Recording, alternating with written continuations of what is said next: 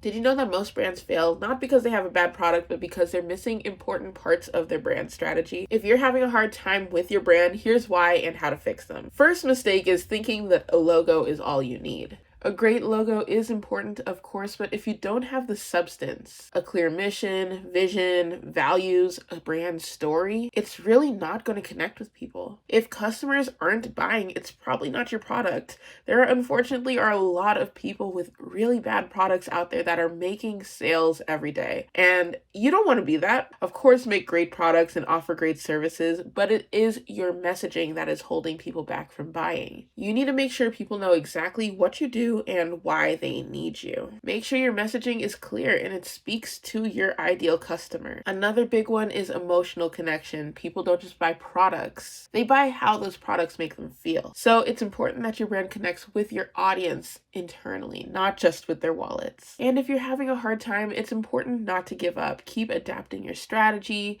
tweak the way that you approach things, and get very specific with your messaging, because it's the brands that actually adapt to their customers' needs that succeed. So if your brand is not hitting the mark, maybe it's time to dig deeper. Redefine your strategy, target your audience's emotions, and keep pushing forward. You got this. And if you want any more tips, be sure to follow me for branding advice. I'm Faye, I'm a brand and web designer, and I love to empower businesses to have solid brands and actually look and feel good in their business. So yeah, definitely stick around. See ya.